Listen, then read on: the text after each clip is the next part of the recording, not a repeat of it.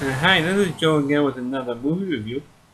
So in this video, I'm going to be discussing the 1994 family-friendly film, Calandre. You know that not too many YouTube critics out there has done this movie. Um, I don't think anybody has done this movie, so I think we'll be the only one who's doing this, um, reviewing this film. Like I said, it's a 1994 family-friendly film, and so family-friendly and so saccharine. You might go into diabetic coma with this movie. But it is an enjoyable movie. I do like this film. It's one of the last really good family films that I've seen, and I could recommend this to someone. Uh, to anybody really. And this movie is based on a true story about Andre the Seal. With his old disguise in his outfit here, which he does. We do put on the seal during the film. This film is actually based on like I said, on a true story. This is based in the 1960s, and his family in Maine have adopted a baby seal, or an orphan baby seal. And of course, the father was played by Keith Carradine, who plays a harbor master. And like I say, he saves his orphan pup, his orphan seal pup, and they take care of him and raise him as part of their own family until a certain point where the seal got too old to really take care of itself, and of course they eventually put it into the Boston Aquarium, and every spring they released Andre, and Andre will swim like the 300 miles or whatever the distance is between the Boston Aquarium and this harbor in Maine. Swims up there every year to see the family who took care of him. He lived about like 24, 25 years old. Uh, but actually, this movie also stars Trini, uh, trying to find Tina Majorino, who plays a little girl who instantly fell in love with the seal. As a matter of fact, even in the movie, as you can tell, this is an actual sea lion who actually plays the part of Andre.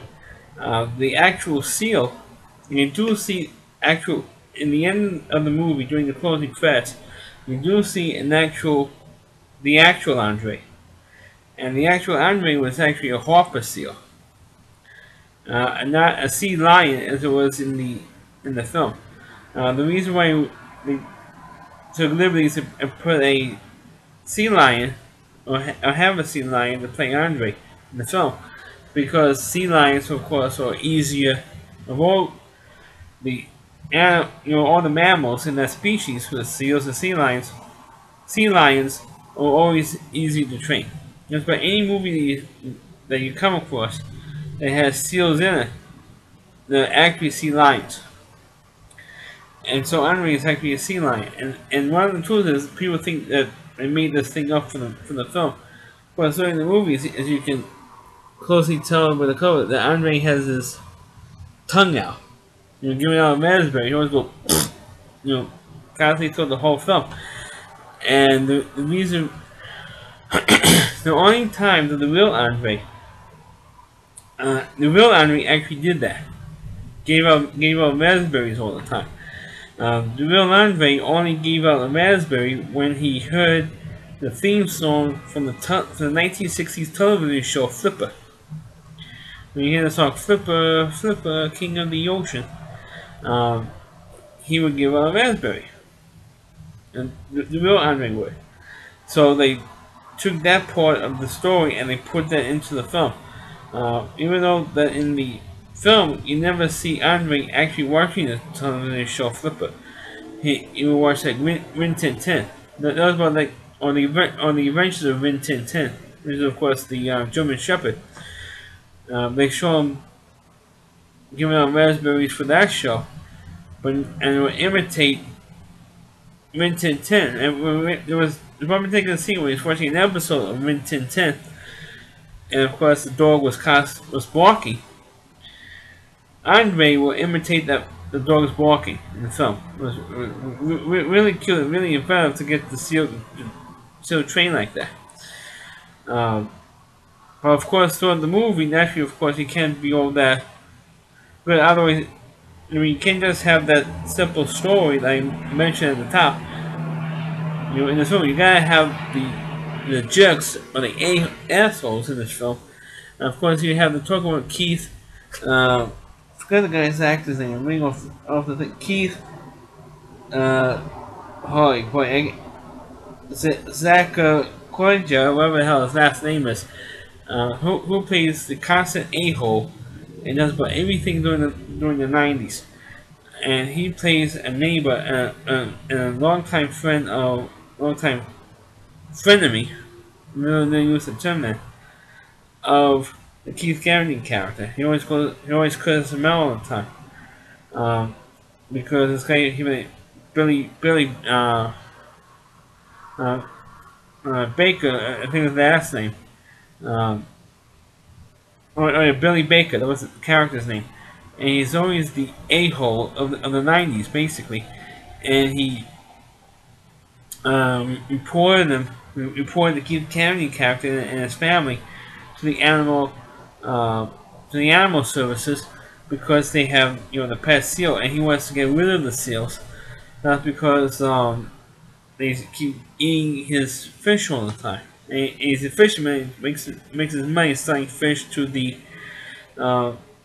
restaurants and whoever in the town they're in, and the prices keep going lower because the fish is not in demand as much, because you can't get any fish anymore, so the price of fish has gone down quite a bit, and he has trouble feeding his family because of the seals keep eating the fish all the time and ruining his nets and all that stuff. So when he finds out that Keith Carradine has a seal, or as a seal for a pet, of course he goes nutsy cuckoo over it, and he wants to bump off Andre. And then there's a scene where he's drunk and goes after Andre. And of course Keith Carradine stops him from doing it and says, "What the hell is your problem?" You know, type of thing. We know each other since we were kids, and why are you acting like this? And he says, "Well, I don't like you then either." and of course they get into a fight. And of course, eventually, guess what happens? He likes the seal. Eventually, likes the seal by the end of the movie. And so does the older sister.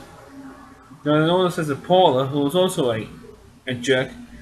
She is like the bitch of the movie. You have to say, even though she's like 14 or 15 years old, whatever old she was in the film, she was like the bitch in the film. And she's always jealous of her little sister taking care of all these animals and everything else, and jealous of her father's relationship with Tony, who was the Marie, the little girl who likes the seal, takes care of her, because she felt that, you know, she was kind of jealous. The older sister was kind of jealous that the father spent all this time with her, with the younger daughter, and with Andre and all the other animals, and not her. So they had kind of like an animosity thing going on there, a sibling rivalry deal. And there's one point where she gets mad enough that she wants to run away from home because he hates her father, because her father chewed her out. We want to see for smoking in the barn. Keith Carradine chews her out at one point, and so because of that, she wants to run away. And of course, guess what happens? She warms up to Andre at the end anyway. So by the end of the movie, everybody pretty much likes Andre, warms up to Andre by the end of the film. Which is a stereotypical family film where everybody likes the person who treats like crap at the end of the film. I mean, I have it with my very first movie review that I did with Lucas, where everybody likes him at the end of the film and finally respects him after all that. With all the crap he was receiving from the whole movie, like him at the end. Same thing with Andre. Well, most people in the film they do like Andre, except for the neighbor, the Billy Baker character, and the older sister. That's about everyone else pretty much likes Andre. Andre throughout pretty much the whole film, except for those two characters. But as a film itself, I think it's it is a good film. It's a good film if you want to watch it with the kids, or if you happen to have kids. But the movie itself is good. And I do recommend the film. I still enjoy the film. Even though myself personally, it's been a long time since I actually watched the movie, but like I say, I still enjoy Andre. I still recommend this film for those of you who never have actually seen this film. Because I do like it because I think it's a cute movie, it's a enjoyable movie. It's only 96 minutes long, so it's very very short. Uh, it could it maybe could have lasted a little bit longer, or stress the story out. Like all the what they could have put into the film was all the times that they, or the first time when they visited Andre in the Boston Aquarium, they could have put that in there. Uh, when they actually physically are in the Boston Aquarium and see Andre. Who knows? Maybe because the aquarium was too outdated at the time they made the film, it didn't look like a 1960s aquarium uh, when they went in there to visit Andre for the first time. Well, because there is a scene where they do actually physically go to the aquarium, and they pack up the car and go, but you don't actually see him in the Boston Aquarium visiting Andre for the first time since he was put in there. Um, but the thing they did enjoy is the fact that, like I mentioned earlier, they do release Andre every spring. Because during the winter time, they have Andre in the winter time in the aquarium to protect him from the cold and water freezing up. Because they do have a sequence pretty early on in the film where when they first had Andre and they kept him inside the barn to keep him warm because usually seals usually swim south in the winter time, and it was a long time where Andre didn't go into the water, and then of course, and then he won because got so attached to the family that Andre wouldn't swim south. Right, to like the Gulf Coast to be with other seals on the Caribbean, to be with other seals when the weather is warmer in the winter time. He didn't fly. He didn't well fly. He didn't swim south. He stayed where he was. So naturally, of course, the parents were concerned that Andre was going to die up here, and so of course they convinced Tony that it was the best thing for Andre to put him in the aquarium, and that's what they eventually did. And so, of course, when they used to get updates, and there's like one particular scene when a radio station, a local radio station, will give you an Andre update. Which I don't know if that's true, but I do feel I think that's a little bit exaggerated for a seal to give or a radio station to give an update on a seal coming from Boston to Maine. I feel it's a little bit exaggerated, but it works with the story. And like I said, I still enjoy the story. I still like the movie. And of course, like I said a couple of times already, I do recommend this movie if you do have kids. So that's my review of the movie Andre. Please click on the video. Please rate it. Please subscribe to my channel. Please forward this video onto your Facebook pages. And also, you can check out all my videos not only on my YouTube channel, but also you can check out my videos on rowdyc.com. That's OOWDY, C.com. Check them out there as well. And also you can check out the Rowdy Reviewer's content as well, because he does a great job on his own website. Does a terrific job on there. And I highly recommend you check out his TV trash videos, because I think they're really terrific. He's been at it for 5 years. I've been a fan of his from the beginning. And because I praise his videos all the time, we have this deal where he says, I got an idea, where we collaborate on something and allow me to post your videos onto my site, so you can add more add more content to my site, and B, you get yourself some more viewership. And said, yeah, that's okay, but I allow him to do it. So he's been doing it for me, and I wish I do have some more viewership. Uh, there's only one video that got over 1,000 views on, and I mean, I still have videos that I posted almost a week ago that have 0 views. Because I shot videos of fireworks show well outside my window, and I got and it's almost a week already. And I got zero. It's been out for since last Saturday. I've gotten 0 views, 0. I even the fireworks show I shot last year, also 0 views, and they've been up for a year. I don't understand why. I don't understand why one particular video of mine has over 1,000 views, and I have done videos of some bigger and better movies that I've done on my movie reviews, and I haven't gotten. In some cases, I haven't even gotten 5 views on. Some cases, I haven't gotten not even 20 views. In this movie, in the review of Unfaithful, got almost 1,300 views. And I have reviews that don't even have 5 views on, which is, aggravating to me because I am spending my own time doing these reviews, and I only got any hits on my other videos, and it's really discouraging, and it's really is a pain in the butt. That I'm spending this time doing these videos for you, um, to not only promote myself, to promote all my videos, and to promote the other content on RallyC.com, and I'm not getting any ad and Rally. Chris is doing this as a favor to me, and I do appreciate it.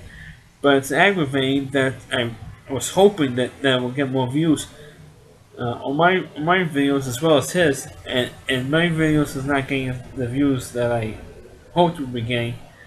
I am going to continue my partnership with Chris, but it is getting aggravating that some of my older videos or the videos that Chris has been posting hasn't gotten the amount of hits that I thought it would from him on his site. I do hope that people do see it and people do catch on, and whether on my site but on his site, because we really do, one of us really do good work, and I think so. My videos are a little more honest than most people, and I cut down cursing quite a bit. Unlike some viewers who curse like you wouldn't believe. I've been doing cursing too, but not that much, and I am disappointed that my videos are not getting the hits I wish they would. So I wish you check out all my other videos, and not just one. Thanks for watching, and catch you next time.